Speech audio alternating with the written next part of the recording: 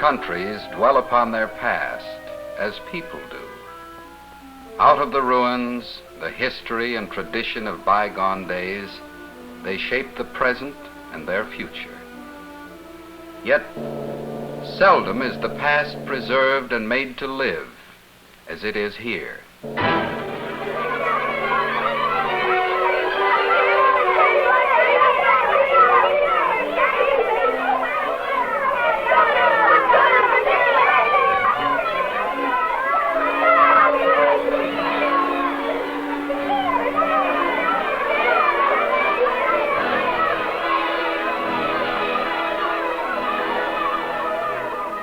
This is our country, where the past meets the present. The gray country, the cloudy, shallow beaches. The green country, the fertile plains of Flanders and her ancient towns. The black country of the Borinage, from Charleroi to Liège, a belt of coal mines, slag heaps, molten steel. All this is Belgium. Since early history, this land has known but little peace. A Celtic chieftain named Ambiorix fought Caesar's mighty legions near Tongres, Belgium's oldest town. The tombs of fallen legionnaires bear witness to a stormy past, as do the fortresses of later days. La Roche, Bouillon, Dinant, Namur.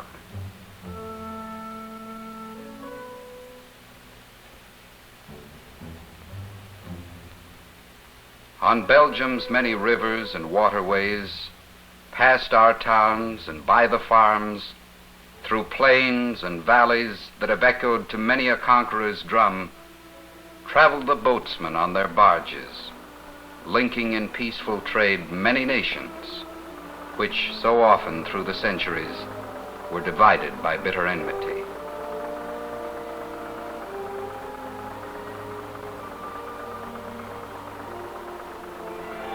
And so another workday has begun for our farmers in the fields, the tradesmen in the towns,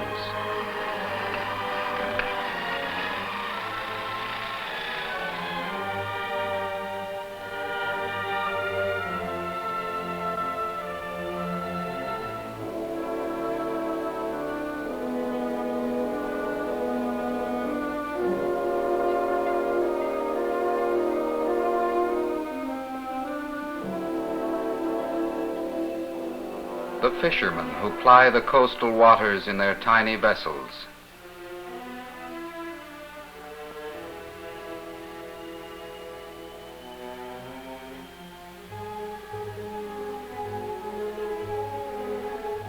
so peaceful seems the land, so warm and sunny, and yet the mood may change as storm clouds suddenly, as if from nowhere, blacken out the sun, and peasants anxiously watch leaden skies that may bring sudden hails before the crops are in.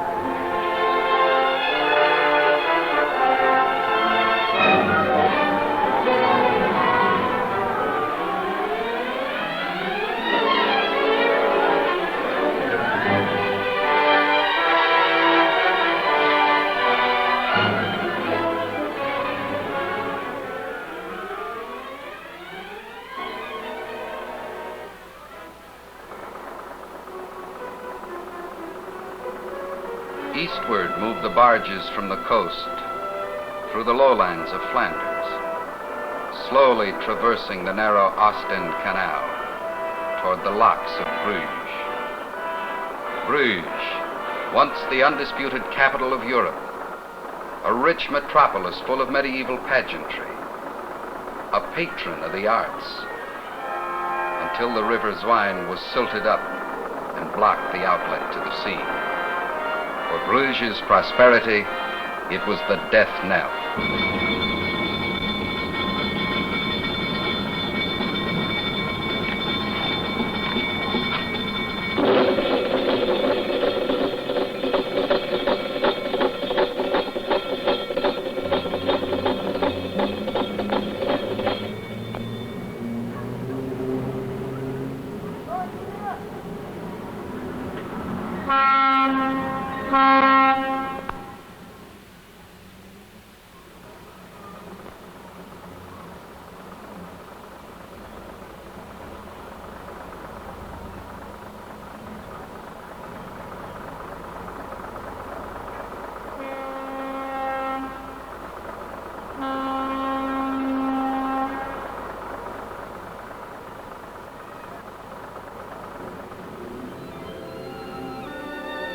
And here is Bruges. Beyond these granite gates that have withstood the test of centuries lives yesterday. But let him tell whose home this is. 14th century. And the other one is the Meebridge from 16th century, maar is restored. On your left side, please, is the old Palace of the Frank. Palace of Justice, now 15th century. You see it on your right side, a Pelican House, 1634. You see the Pelican above the door there. On your right side is an old English consulate from 17th century. Please, ladies, sirs, when you get on the bridge says very, very low.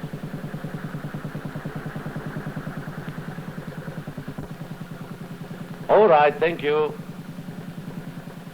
On the other side from the lock house is the Lake of Love. In French says it the Lac d'Amour. On your right side is the Hospital of St. John, 1188. Inside the hospital is a Memling Museum, a very fine pictures. This was the time of Bruges' greatest glory, when men, while living well on earth, would lift their minds to heaven. There was a tide of great religious paintings by Memling and Jan van Eyck. The latter painted the favored theme, the Madonna and Child.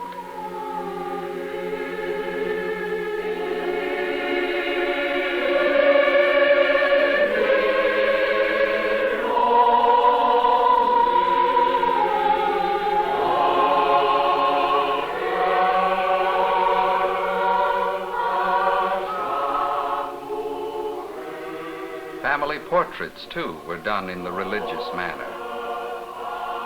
Hans Memling painted Madame Morille, kneeling in prayer with her 11 daughters.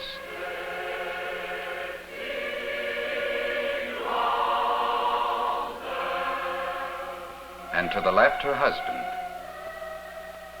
his patron saint, and his 5 sons. Bruges was a city of wealth, a banking center for the rich merchants of Venice and Genoa, for the Fuggers of Augsburg, the Medici of Florence.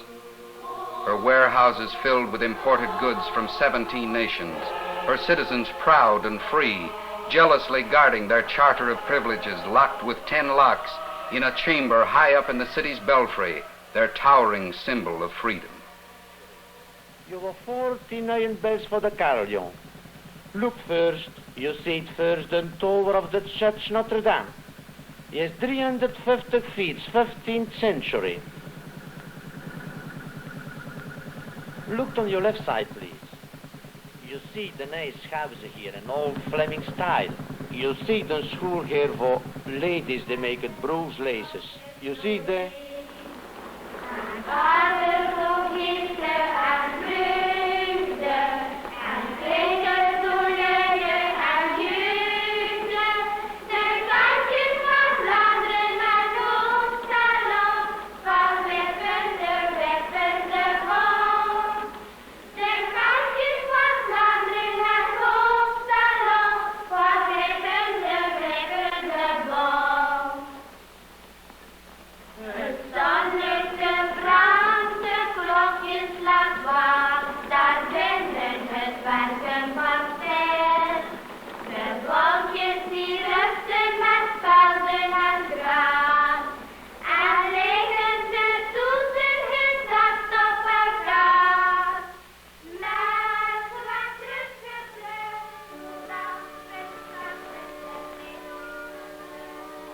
And thus did Bruges, remaining as she always was, become a quaint old town, a jeweled memory of the past, a painter's paradise. For Bruges stood still, and time went on.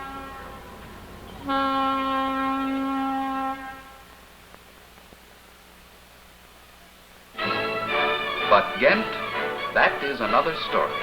Adversity could never stop the city's progress, nor could her princely rulers tame her rebellious commoners for long. Led by a simple brewer, Jacob van Ardevelde, Ghent's people rose and fought for freedom. And centuries later, a weaver, Lieven Bouwen, saved the city from decline when he returned from England with the stolen secrets of the modern loom. Today, cotton imported from Egypt is transferred to barges, moved from the river Scheldt via the Ghent Canal into the textile mills of the city.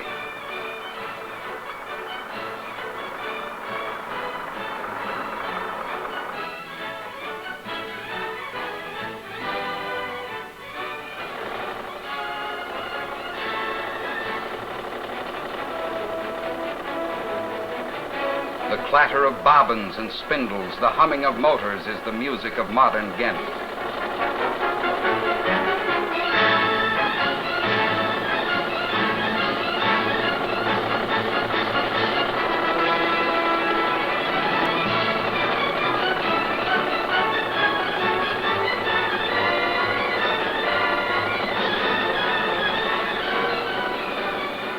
Her linen products, famed for strength, are made from native flax, grown on the plains of Flanders at Oudenarde, Lissewege, Roselare, Dame, and Courtrai.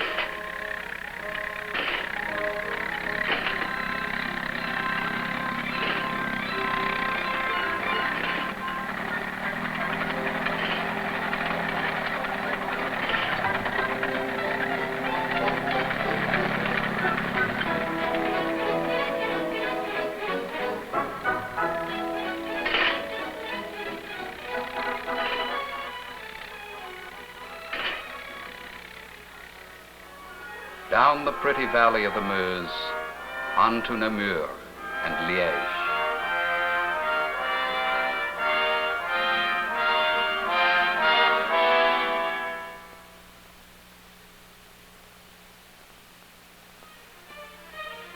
This is the other Belgium, the land of smoking chimneys, factories, cement plants, rolling mills, where towering pit heads and mountainous slag heaps cast their shadows.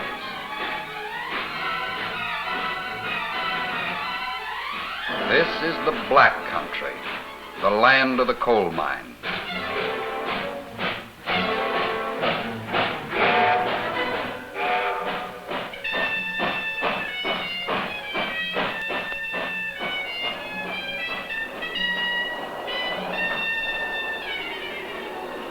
Three times a day, around the clock, around the year, black, tired men emerge, and clean men enter.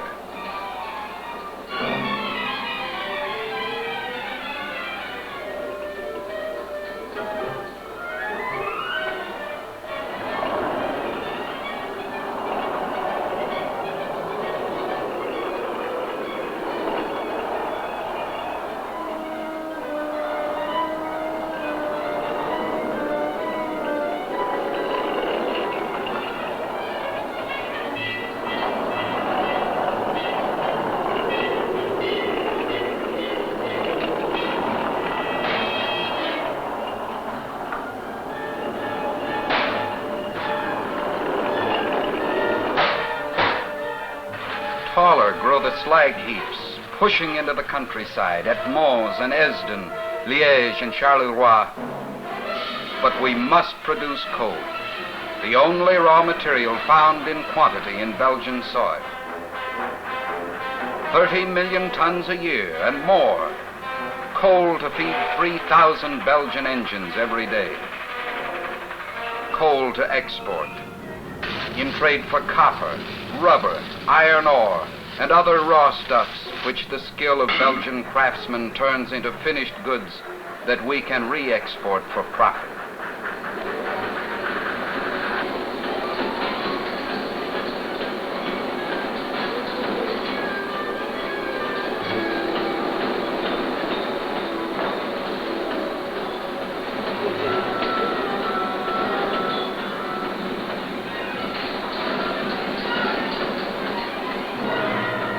glass workers form the molten glass into intricate and beautiful shapes for the world's markets.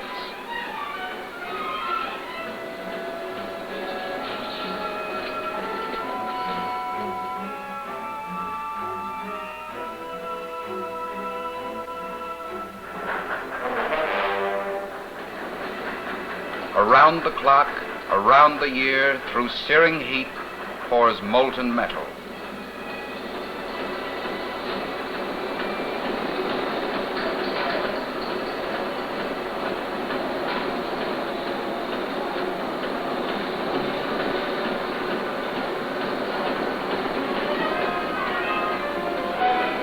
Steel wire to make fences for Australia.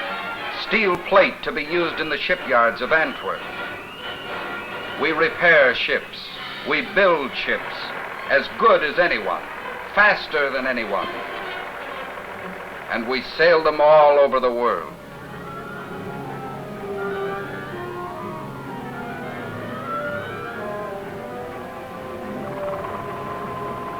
Antwerp, busiest harbor in Europe. We load and unload ships in record time. Because our coal production can never fill the needs of our modern expanding industry, oil is brought by tanker from Arabia, pumped into storage tanks in Antwerp harbor.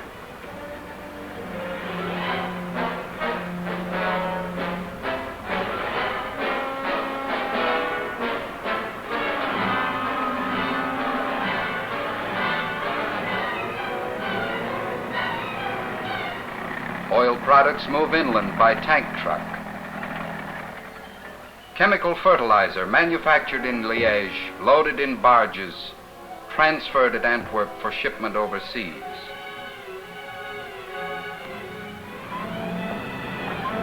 Malayan rubber for tires and belts. From Canada, lumber for furniture. Copra from the Belgian Congo to be processed for edible oils. From India, jute for the spinning mills of Ghent and Courtrai to be re-exported as yarn and cloth and sacks. Phosphate transshipped from France to Brazil. All these and 1,000 other things move through Antwerp, Belgium's door to the world.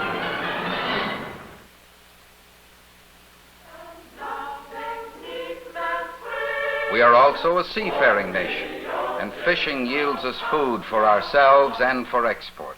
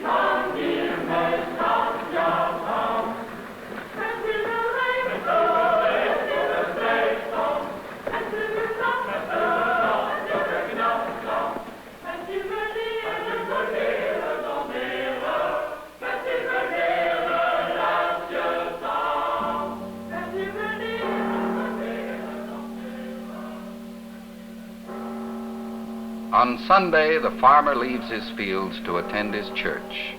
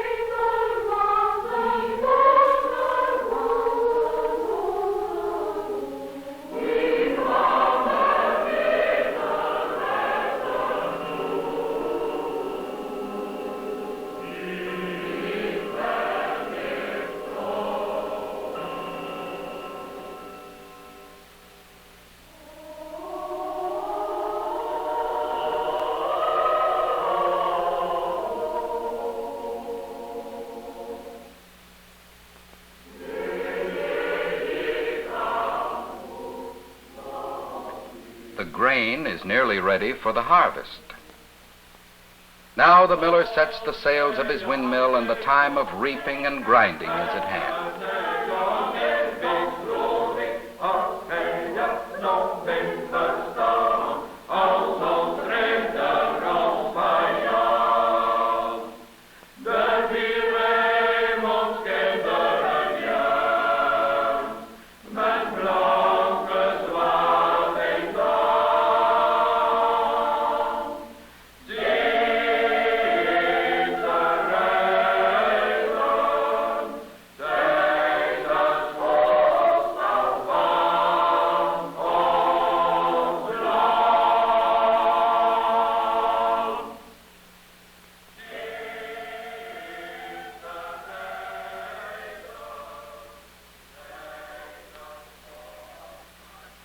When one sells a cow to the butcher, there's an art to bargaining.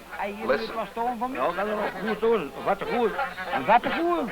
En hij geen koolbeest is toch? Nee, dat ruikt niet. Wat een koe is het. Een watte koe. Ah ja. En is dat zo'n hand wat er wel is? Oh, dat is in orde. Hoe In goed? orde. En Nou, je maar dek had goed er wel. vleerbeesten. En hoe is in de leed? Ja, overal goed. Hoe is dat zo? En dan een jonge beest? Eerste kwaliteit. Eerste kwaliteit. Waar? Wanneer eerste kwaliteit, hè? Eerste kwaliteit, derde kwaliteit. Ja, dat is voor. Jammer.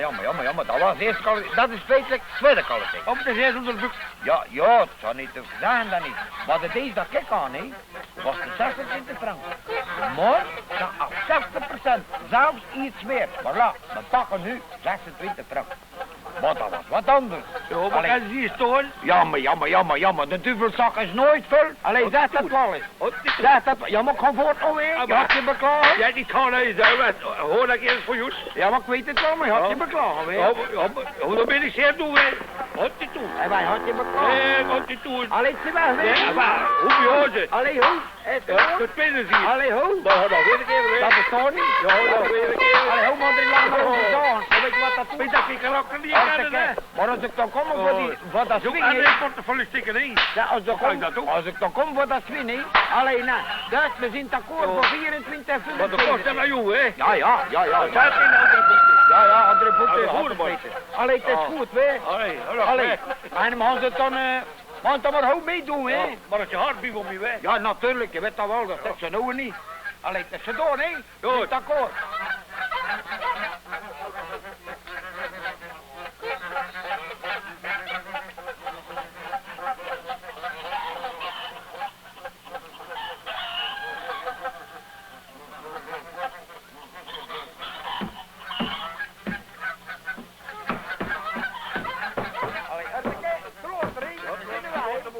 Hij moet er niet met die jongen kansen mee. Ah, je klutte jongen. Dan kom wel door, dan komt dan nog toch komen brengen. And thus the work is done, the harvest safely in. The horse turned out to pasture. Now to play.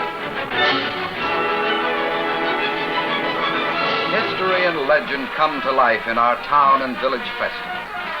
In the town of Ath, the giant horse Bayard, operated by 16 men dancing through the streets, carries the four sons of Aymon. And here is Archduke Albert and his spouse Isabel as they visited Ath to open the town hall, received by the mayor and his aldermen.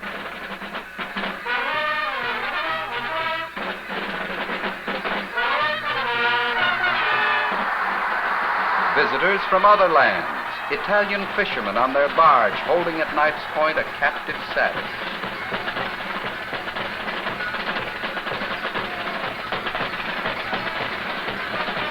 This armored lady represents the fighting spirit of the town of Ath. We call her Mamselle Victory. Ambiorix, the Celtic warrior, well over 12 feet high, perhaps not quite correct in costume, but surely martial looking. Just as tall as Samson of the Bible, hero of the Gunners' Regiment of Ath, attired in a regimental uniform.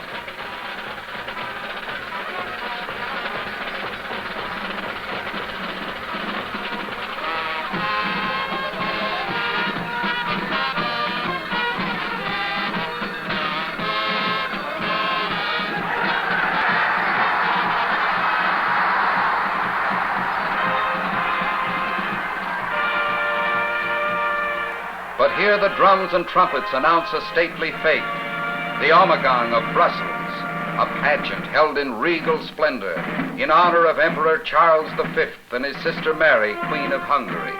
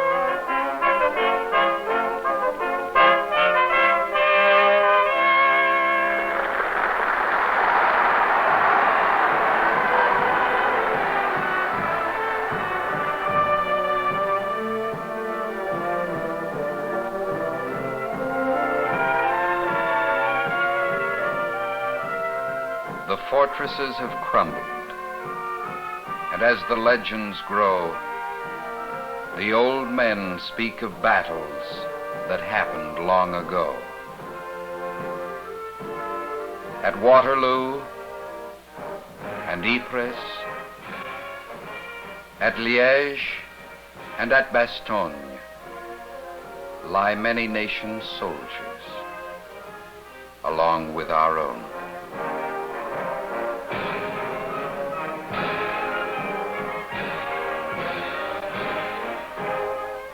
Again our hands are busy, in field and factory, and we enjoy small pleasures. For once more, we are free.